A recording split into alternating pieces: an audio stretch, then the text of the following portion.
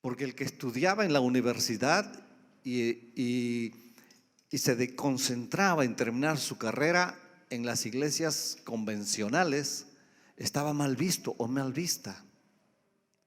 Porque decían, yo lo he escuchado personalmente, que en las universidades te vuelven ateo.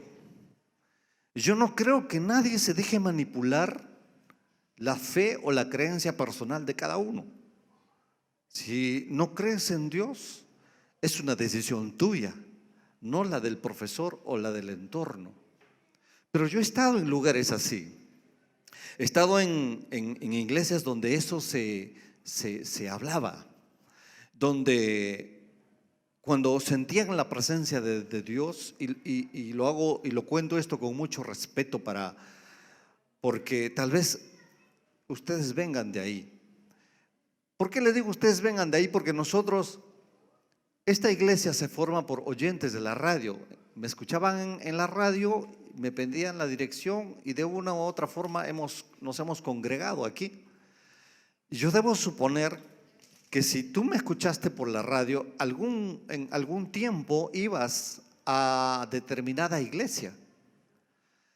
Puedes haber ido a la iglesia pentecostal, puedes haber ido a las asambleas de Dios, puedes haber ido a la Alianza Cristiana y Misionera, pueden que haber ido al Movimiento Misionero Mundial, o sea, una infinidad de congregaciones que por asunto de nomenclatura no nos hace diferentes, ¿verdad? Es como que yo me llamo César, ella se llama Luz, se llama Nalí, pero somos personas todos. Entonces, en nuestra congregación se llama Héroes 21. Héroes 21, ¿por qué? Por los héroes de la fe de Hebreos 11 y 21 por el siglo, Héroes 21. Y en todas las iglesias donde me ha tocado pasar, me ha tocado transitar en ese camino cristiano, había muchas formas y costumbres, habían reglamentos, normas que uno tenía que acatar. Y algunos eran demasiado incómodos, algunos eran demasiado ridículos, algunos eran demasiado discriminatorios, ¿no? Por ejemplo, he estado en iglesias donde si una pareja, por X motivo de la vida, él o ella sacaban los pies del plato, que es moralmente ante la sociedad es grave, imagínate dentro de una congregación. Cuando él o ella sacaba los pies del plato, eran disciplinados. ¿Y qué era la disciplina? Anunciarles que fulano de tal ha cometido infidelidad contra su esposa y lo sentaban atrás durante un año. Y era señalado el infiel. Ese hermano es un adúltero. Ese hermano le engañó a su esposa. Un año el pobre estaba recibiendo, y peor, si era una mujer, lo lapidaban. Entonces, un año ahí en disciplina. Estaba prohibido acercarse a ellas, a él o a ella. Estaba prohibido orar por ellos porque eran pecadores, han caído, están en pecado. Estaba prohibido. Entonces yo digo, ¿cómo se habrá sentido esa persona ahí atrás cuando se supone que los que se llaman hermanos en Cristo y somos una familia ni siquiera le dirigían la mirada? Yo pienso que se han sentido devastados, pero era más el miedo al sistema que al Señor que hacía que estas personas estuvieran ahí. Una vez me llamó un pastor con ese tipo de problemas y yo le dije, pastor, a ver, ¿tú has disciplinado a alguien? Sí, pastor, me dijo, he disciplinado a mucha gente que ha cometido adulterio, que se ha portado mal dentro de la iglesia. ¿Y qué hacías? Le digo yo. Bueno, igual, lo que les he contado, lo ponían atrás. Algunos ni siquiera le dirigían la mirada y otros eran discriminados, marginados, segregados por el pecado. Yo les hago una pregunta. ¿Qué creen que hubiera hecho Jesús? ¿Los hubiera tratado igual como los trató el sistema? De no mirarlos, de marginarlos, de segregarlos, ¿o los hubiera amado? Según la Biblia, Jesús se reunía con hombres de mal vivir, tomaban, comían con prostitutas y los amaba a ellos y ellos los entendían. Pero nuestra religión organizada ha cambiado las reglas aún de la Biblia y no te permiten, la religión organizada no te permite acercarse a ese tipo de gente. Yo le llamo gente rota del alma y del corazón. Porque yo también en algún momento, y todavía estoy en proceso de reparación, yo también soy gente rota, que he cometido errores, dificultades, pecados, garrafales. Entonces Dios me ha amado y por eso me ha dado el privilegio, tal vez inmerecido, de poder ser pastor. Y en las iglesias convencionales existe este tipo de sistema que ha dañado a la gente. Por eso es que cuando tú le invitas a la gente a la iglesia no quiere ir, por el ambiente en que ahí se vive. Por ejemplo, les digo con mucho respeto, yo he estado en iglesias y seguramente ustedes también han estado, donde la música empieza, ¿verdad? Yo recuerdo que tenía una sobrina mía, era como mi nieta Emily, Lisette. Y recuerdo que una vez estuvimos cantando en una iglesia y de pronto había un varón aquí, un hombre, un hermano, y empezó a temblar, como si le estuviesen metiendo 220 voltios. Y después fue convulsionando. Era como que, ¿ustedes han visto un perro envenenado así? Y mi sobrina se quedó así. Dios mío. Entonces, cuando una persona de afuera viene a ver un espectáculo como ese, no quiere volver más, ¿o no? Ya no quiere volver más. ¿Qué le hacen ustedes con la música? Que les pasan corriente, le meten 220 voltios, porque de verdad temblaba el tipo, así. Y todavía gritaba. Entonces, la gente, el sistema, ¿qué te dice? Eso es el Espíritu Santo. Y el Espíritu Santo no es así. Yo veo la Biblia y leo todo el libro de Hechos, donde el Espíritu Santo empieza a moverse y no es así. ¿Qué hacía el Espíritu Santo? Sanaba enfermos, resucitaba muertos, liberaba gente poseída por demonios, traía paz, consolación, alegría, sosiego al corazón. Eso es el Espíritu Santo. Tanto así que el apóstol Pablo hace una lista de los frutos del Espíritu Santo. El fruto del Espíritu Santo: gozo, paz, benignidad, fe, mansedumbre, templanza, amabilidad. Son 9 frutos que trae el Espíritu. Pero la iglesia no ha sido receptiva de esas cosas. Entonces, cuando uno quiere llevar a una persona no creyente a la iglesia, es un problema. Bueno, aquí es más fácil porque este es un salón de recepciones, ¿verdad? A tu invitado le dices, te invito a un salón de recepciones. ¿Y qué va a haber ahí? No sé, un 15 años. Y claro, llega y ahí está la princesa, los globos, y le dice feliz cumpleaños. Y dice, oh sí, un 15 años. A mí me fascina este lugar porque cada vez que venimos hay un 18 años y todo está adornado para nosotros. Entonces el que viene de afuera dice, sí, un 15 años. Jeremy le dijo a su amiga, vamos al salón, un 15 años, ahí está el 15 años. Entonces, de verdad, ahí está el 15 años. Entonces es más fácil traer a la gente aquí, ¿verdad? Es más fácil traerlo que llevarle a una iglesia propiamente dicha. Porque la gente empieza a dar vuelta en su mente.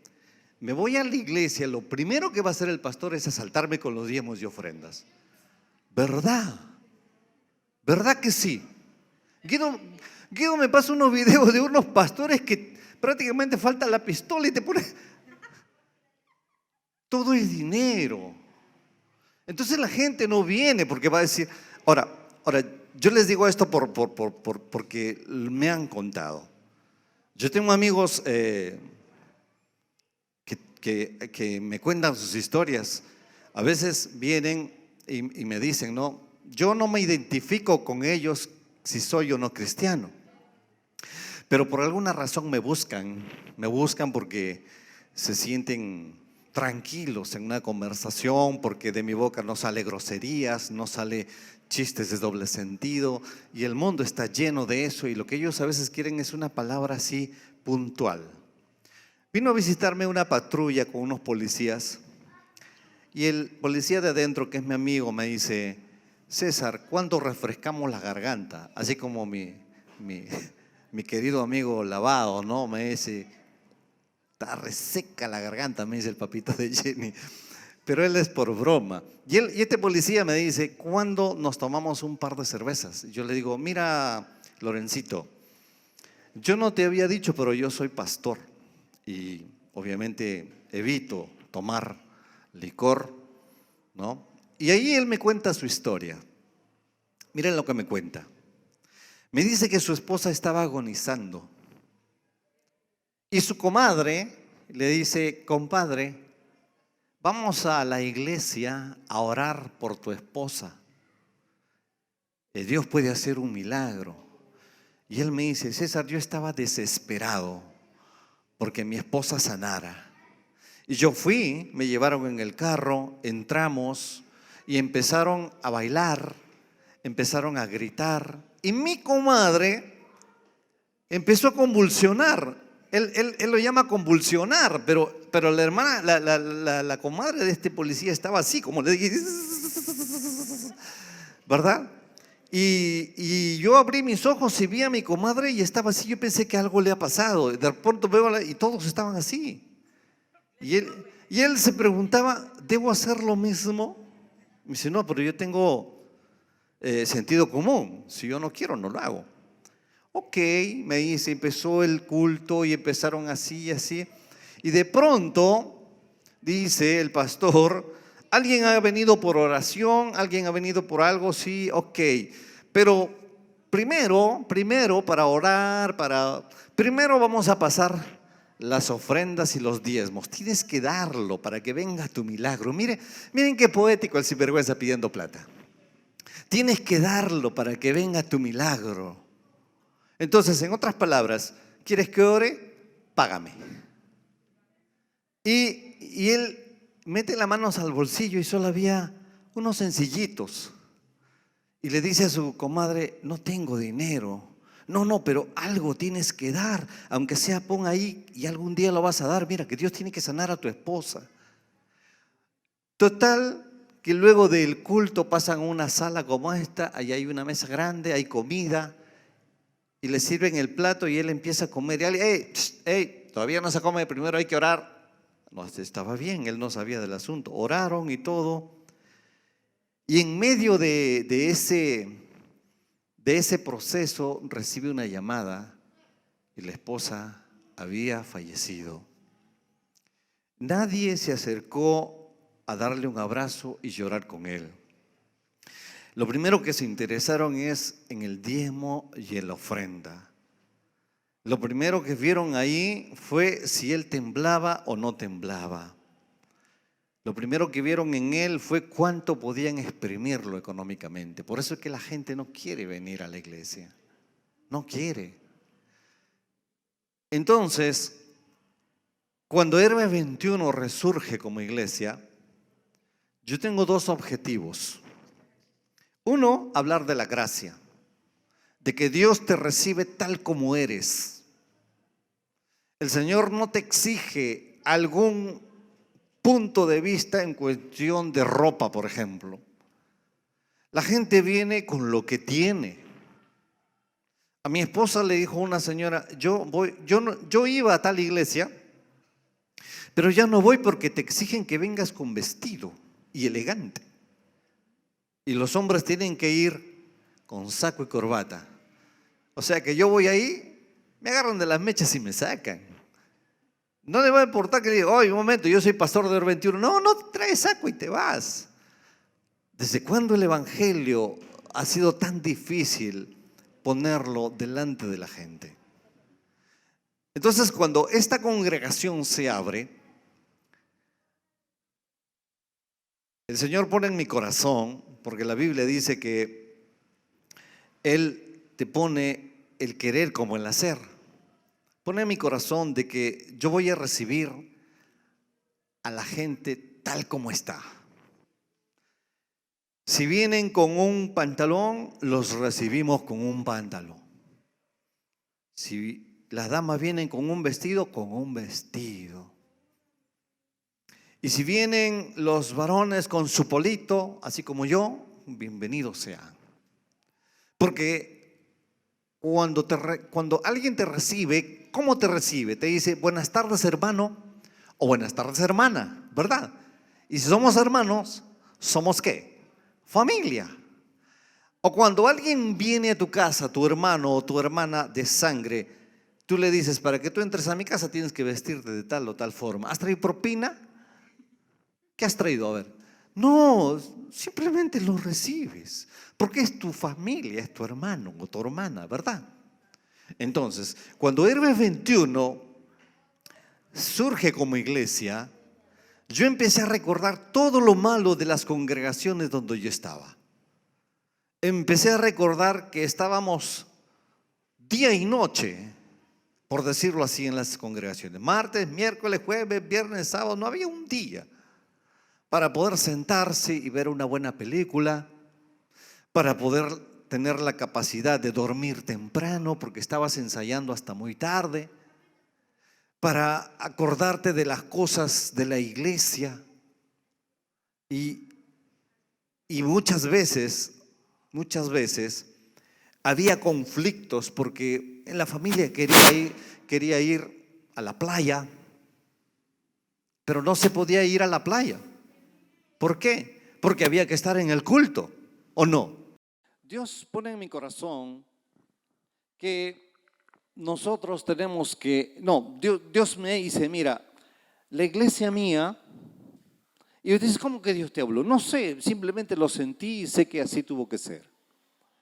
La iglesia mía piensa que yo estoy en el lugar donde se reúnen, pero la iglesia mía ha olvidado que yo estoy dentro de ellos, que yo vivo dentro de ellos, que estoy con ellos 24/7. Cuando amanece el día, yo estoy ahí. Cuando van a dormir, yo estoy ahí.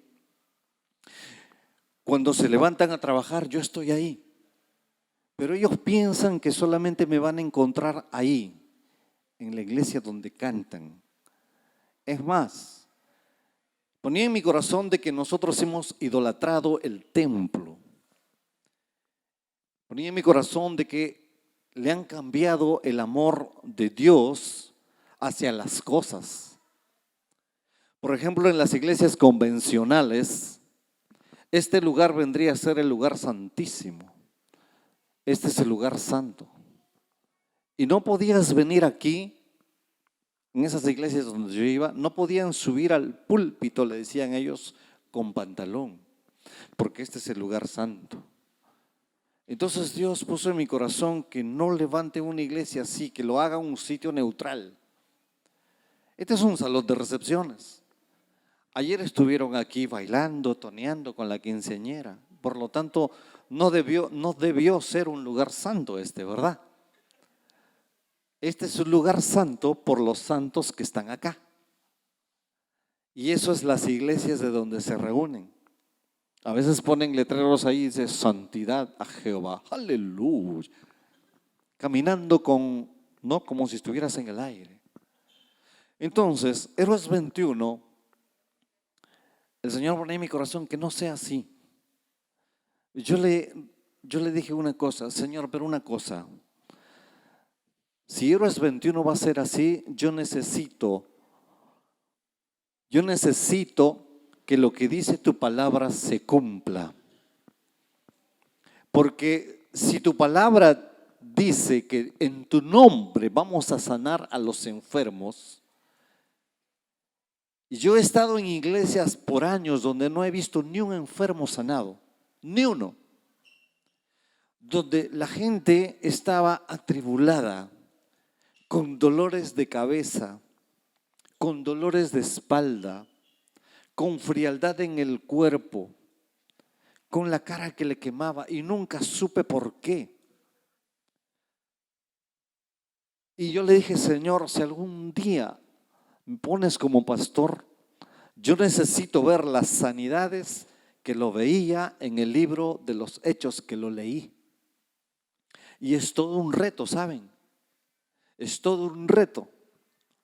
Y no es fácil poder cumplir ese sueño. Y entonces yo empecé, Dios me guió por la parte más difícil.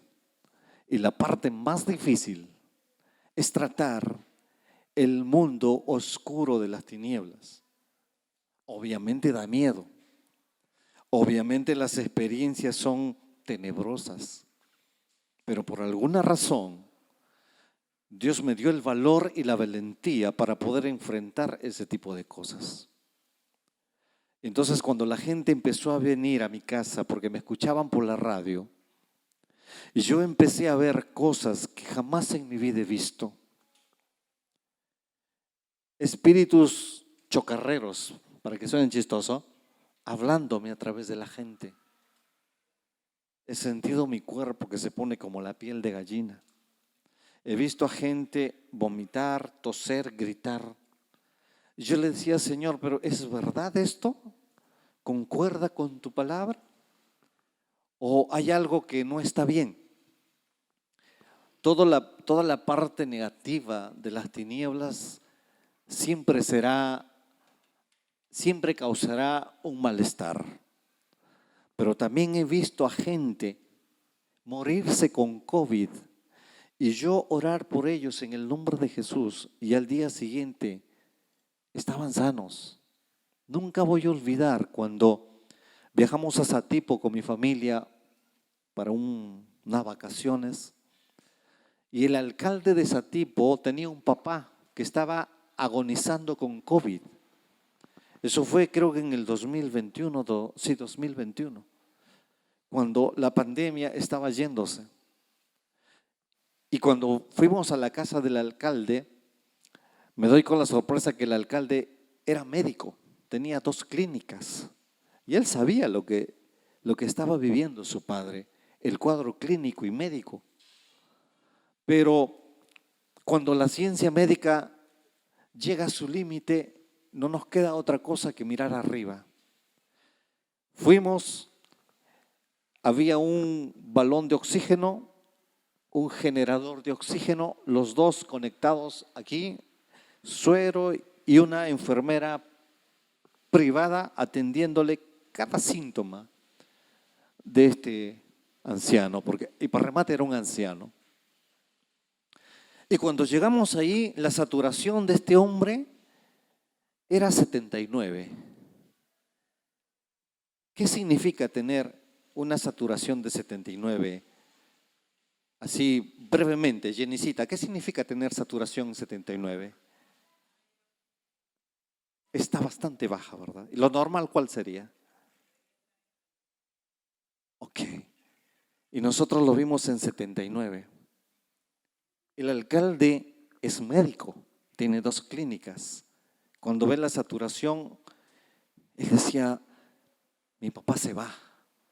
Y fuimos con mi amigo, el pastor Quique, y entramos, y yo pensé que el pastor Quique iba a orar, y me lanza al ruedo. Me decía, Pastor César, ora. ¿Y qué le digo? Y yo decía, ¿qué digo? ¿Cómo oro con un hombre que está con un paso en la sepultura? ¿Cómo oro? Y el Señor pone en mi corazón, yo después supe de qué se trataba, pone en mi corazón ordenarle a su cuerpo, a su sistema inmunológico, que se active y que los glóbulos blancos se multipliquen al 100 por 1. Yo estaba hablando un idioma que el alcalde entendía como médico, porque los glóbulos blancos te combaten la infección, ¿es verdad? Te combaten la infección. Y ordenamos a que en el nombre de Jesús, así textualmente, ordenamos que la saturación suba. Y ante los ojos agrandados de la enfermera, la saturación empezó 79, 80, 81, 82, 83, 84, 85, 86, 87, llegó a 90, 91, 92, 93, 94, ahí se detuvo. Y seguíamos orando, ordenándole al cuerpo que genere bastantes glóbulos blancos y empiecen a combatir la infección del COVID. El COVID era una enfermedad totalmente desconocida aún para los médicos. Y de pronto empezó a bajar otra vez y bajó hasta 89. Y empezamos otra vez a orar y a decirle: Señor, en tu palabra dice que vamos a orar por los enfermos y ellos van a sanar. Y empezó a subir otra vez la saturación, 90, 91, 92, 93, 94 y 94, 95, 96, 95, 96, 95, 96. Y ahí ese hombre, su diagnóstico de su hijo que era médico, su diagnóstico es que su papá en las próximas 24 o 48 horas iba a morir. Y estuvimos ahí media hora y le preguntaba yo, le decía: Señor, me hace quedar mal, la gente no cree en ti. Y le preguntábamos a la enfermera: ¿cómo está la saturación? Decía: está en 93. Vamos a seguir orando, Señor. 93 no basta. 94, 95, 94, 95. A la media hora que estábamos ahí, la enfermera se levanta y apaga el ventilador artificial y le baja a la mitad el suministro de oxígeno y le dice: hija, ¿qué pasó? Le dice el doctor. No, está bien, me está respirando bien. Y el viejito se sienta y empieza a expectorar y a expectorar. Y cuando venimos a Lima, el anciano estaba sano. Hace poco llamé al pastor, le digo: ¿cómo está el papá del alcalde? Ese viejo está más duro que un roble, me dijo así. Y pude vivir con mis ojos y con mi fe que lo que dice en la Biblia es cierto, que las sanidades existen. Y yo lo vi con mis ojos. Y cuando mi hija Diana también estaba mal con COVID, ya al día siguiente le iban a poner oxígeno. Es ahí donde Dios me enseñó a orar: ora sí, di esto, di lo otro. Y no fue necesario oxígeno. Y Dios la sanó a ella y a mucha gente. Fui a visitar a una mujer que su esposo estaba mal y resulta que la señora tenía un pie más largo que el otro y tenía un terrible dolor en la cadera. Y en nuestros ojos el pie se niveló y se fue el dolor. Entonces los milagros y las sanidades son tan reales como este globo, como este foco, como esta silla y como la persona que está sentado a tu lado. Y afuera hay un mundo que necesita de ese tipo de cosas. Pero la iglesia ha creado un repelente espiritual para que esa gente no venga y pueda ver lo que Dios puede hacer. Y nosotros en este lugar hemos cambiado totalmente el patrón de una iglesia. Ahora, eso es como quien dice lo bonito, ¿verdad? Oír de sanidades, oír de que Dios levantó a alguien que estaba a punto de morir. Pero lo difícil es cuando se trata con los asuntos de las tinieblas. Eso es lo más difícil de aceptar, de entender, porque cuando vienen gente que no puede dormir, el domingo pasado que no tuvimos culto, estuvimos orando mañana, tarde y noche, todo el día con mi esposa. Y la primera que vino no podía dormir, tenía demasiadas pesadillas. Y cuando empezamos a orar, y ahí estaba mi hermana Elena, aparece algo en su rostro y cambia la voz de la persona un poquito y dice: yo entré por el miedo que le tenía a su papá. Y la mujer se puso para atrás y empezó hacer todo lo que hace una persona que está poseída. Y uno dice, yo no pedí esto, Señor.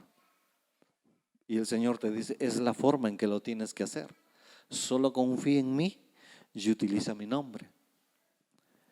Y la familia de esa persona, de esa hermana, estaba dispuesta a pagar más de 2,000 soles para llevarlo a un curandero y que le haga una sesión de espiritismo. Bueno, a mí no me dio ni 10 centavos, pero qué importa, ¿no? 2,000 soles estaba dispuesta a pagar para que esa hermana sea sanada. Oramos, la persona vomitó, lloró, y cuando le escribí me dijo, ya no tengo pesadillas.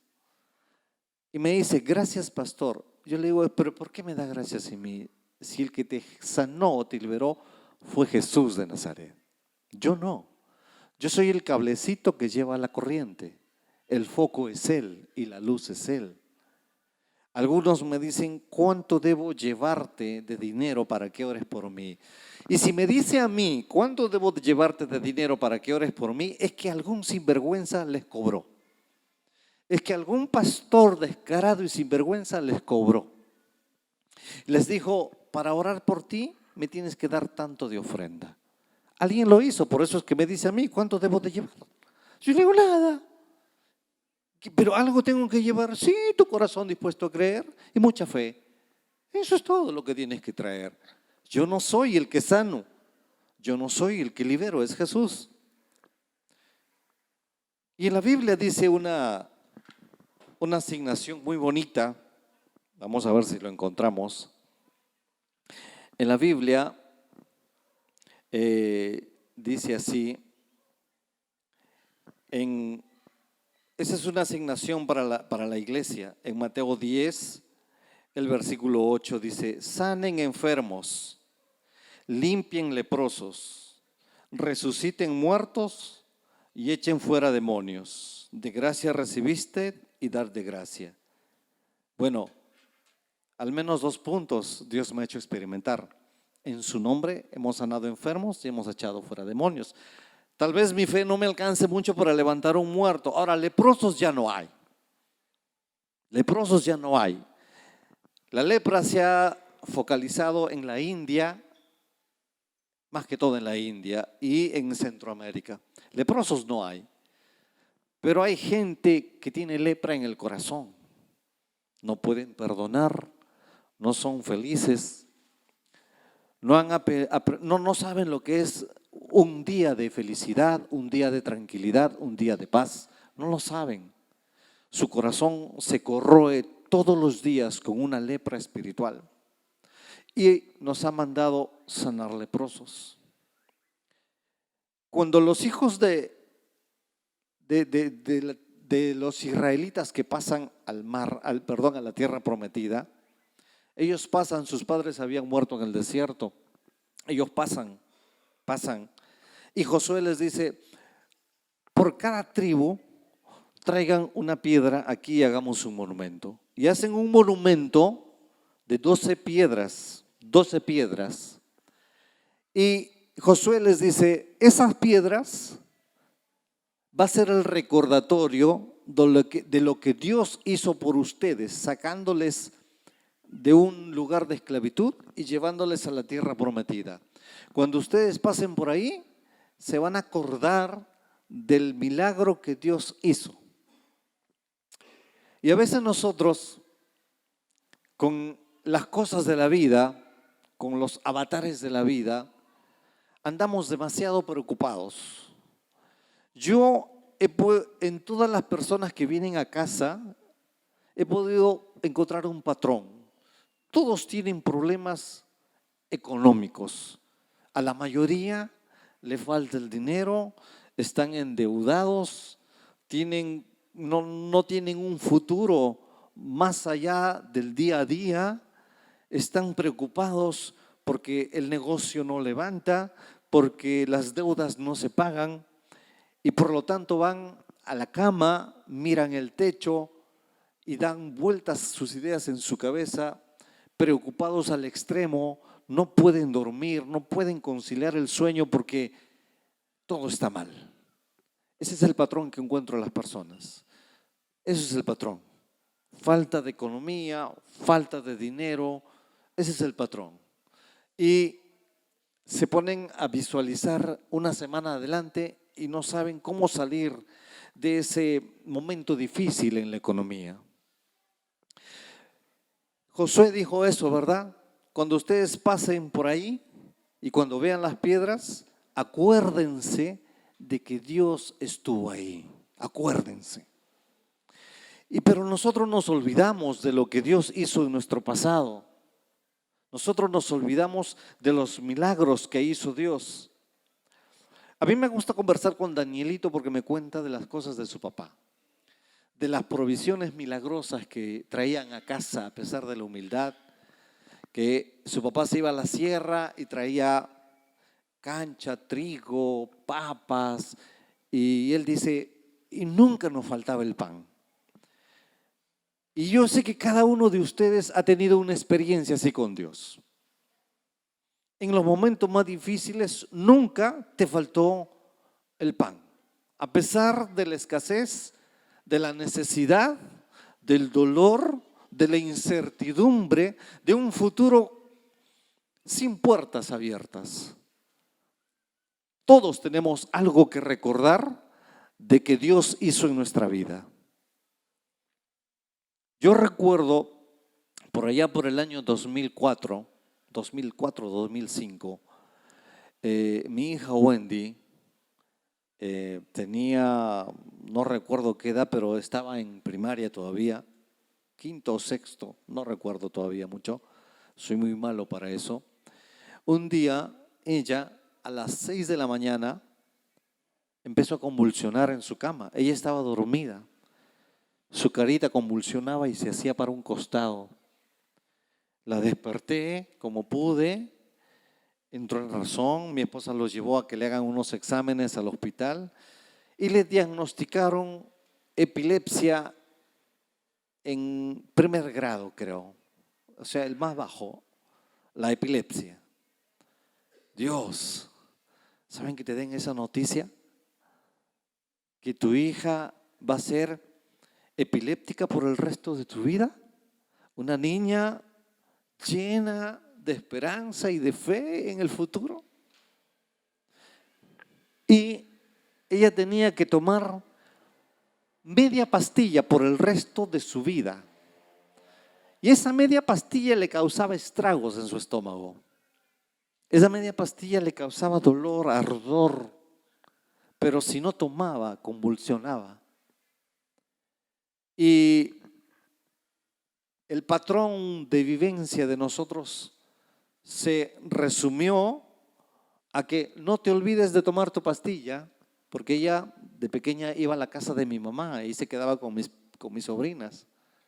Y no te olvides, y no te olvides, dile a tu abuelita la pastilla. O sea, ya no nos concentrábamos en ella como hija, sino en la pastilla. Y eso no nos dejaba dormir. Yo pensaba, ¿qué va a ser la vida de ella? ¿Qué tal si está en la universidad o en el colegio o en secundaria y empieza a convulsionar y cae al suelo y empieza a babear? Y los alumnos mirando y ella recobrando el sentido, totalmente avergonzada, discriminada. Me imaginaba los apodos que le iban a poner. Todo eso venía a la mente. ¿Cómo se le dice a una persona así? La gente en esa edad es cruel, te ponen chapas y sin importar, te ponen así indiscriminadamente.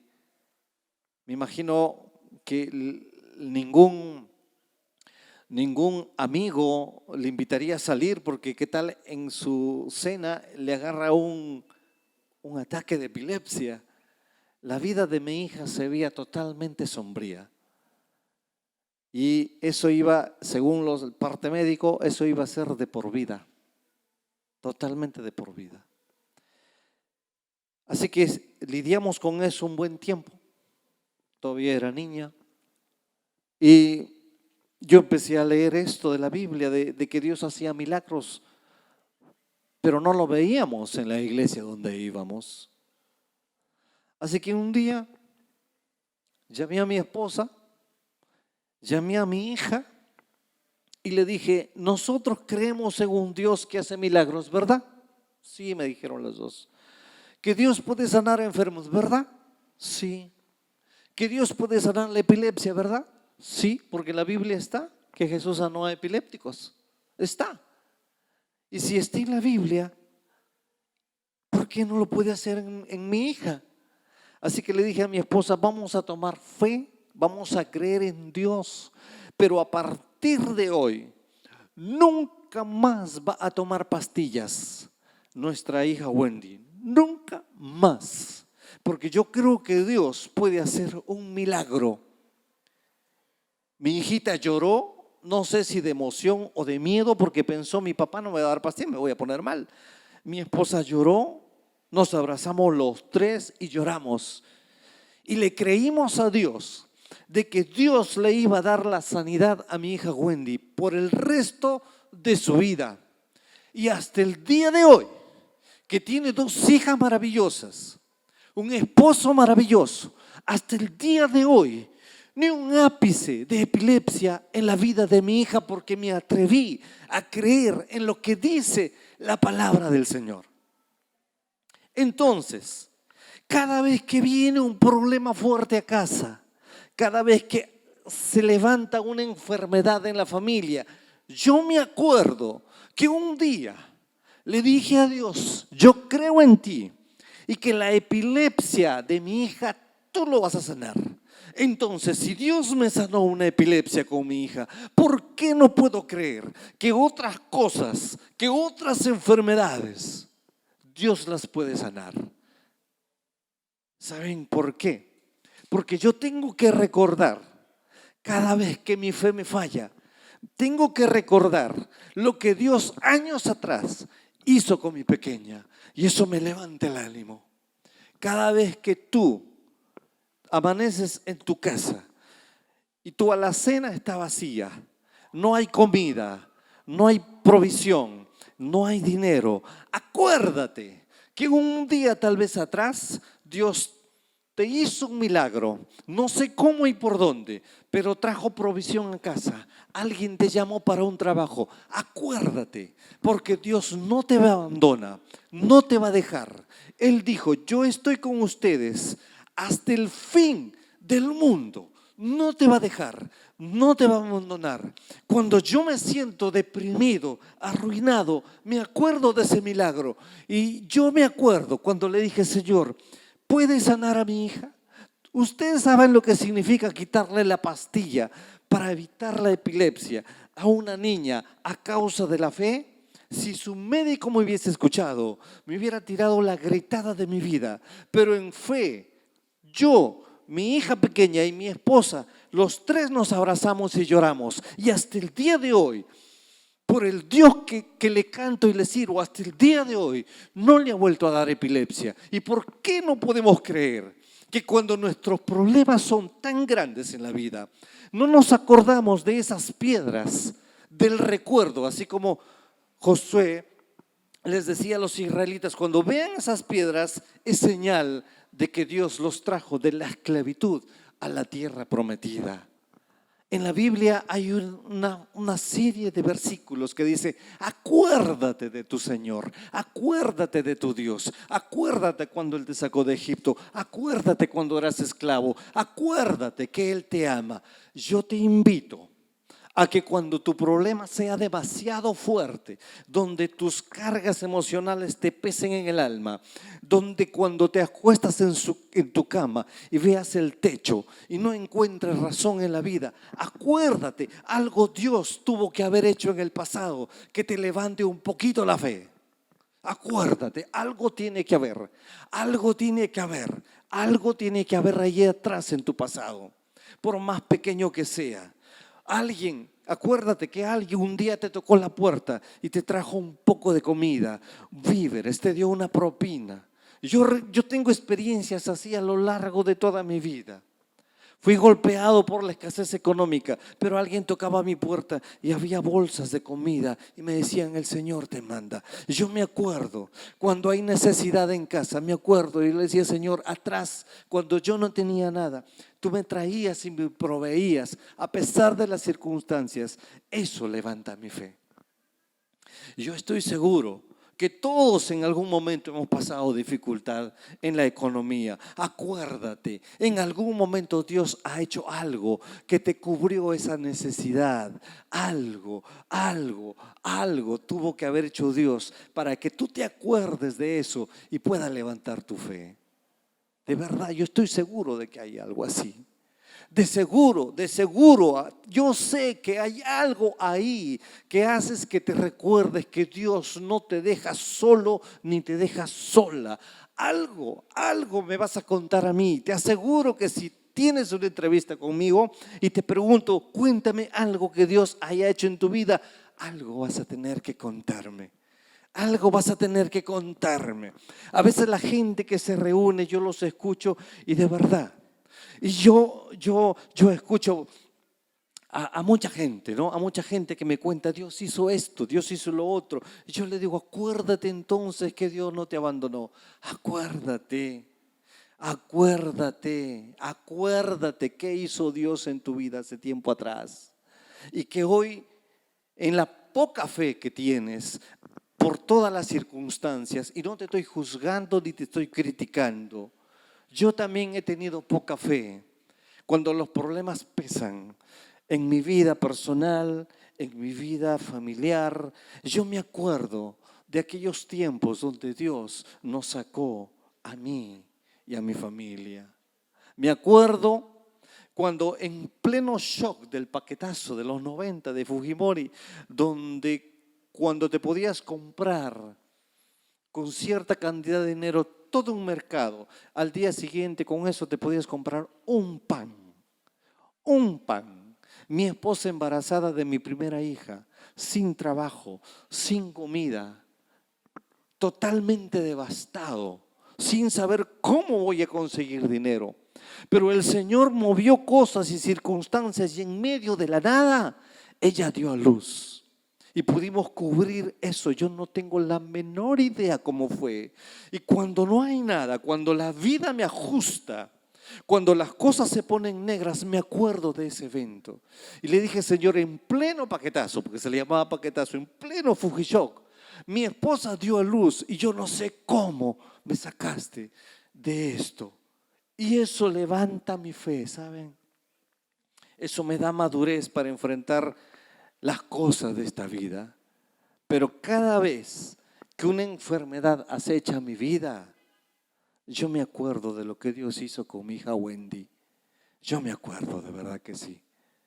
Así que no sé lo que estás pasando. Tal vez mañana no hay para el desayuno. Acuérdate que hace 2 semanas atrás algo hizo Dios por ti. Algo hizo Dios por ti. Acuérdate. Él no te ha dejado ni te ha desamparado. Amén. Yo termino esto con esta historia. No sé si mi yerno Marco me leyó la mente, pero él estuvo cantando un himno.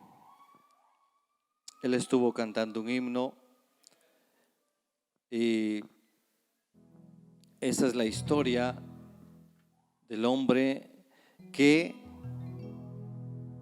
compuso el himno Sublime Gracia. Sublime Gracia es un himno que todos lo hemos escuchado. A lo largo de nuestra vida lo hemos escuchado en tantas versiones. Pero la historia de este himno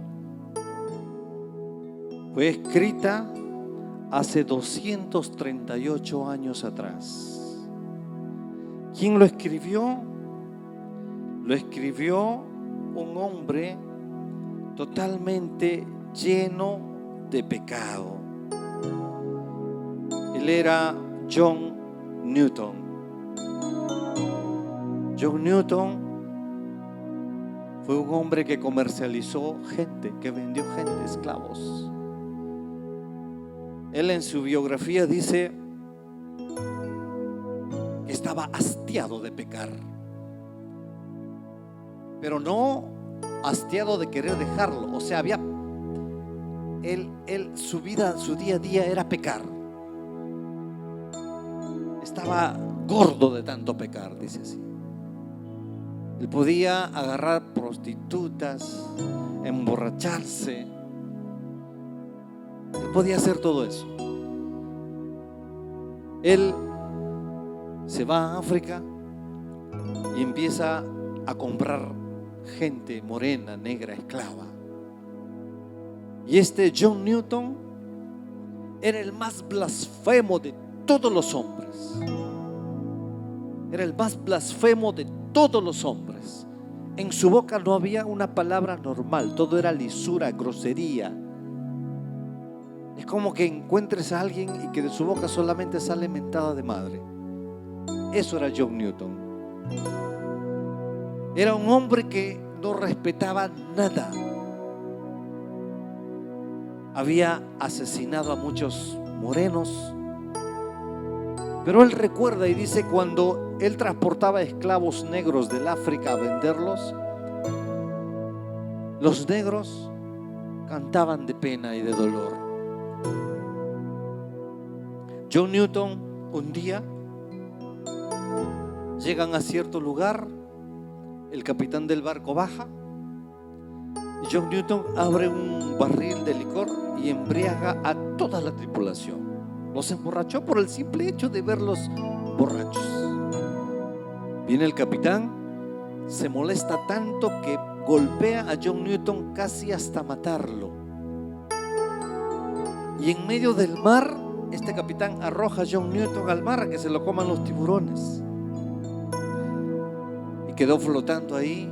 Alguien se compadece y le dispara un arpón, eso que cazan tiburones, y le cae a John Newton en este lado, que le abre un hueco en su cuerpo donde podía entrar un puño de un hombre. Así arponeado lo jalan y lo meten a una bodega para que muera. John Newton no murió. Él empezó a acordarse, miren esto es maravilloso. Él empezó a acordarse de las palabras de su mamá, porque su mamá era cristiana, era creyente. Y él empezó a acordarse de lo que su mamá le hacía. Le hablaba de ese Dios maravilloso. Él dice, yo soy un hombre que no merezco el perdón de Dios. He sido demasiado cruel. Demasiado cruel.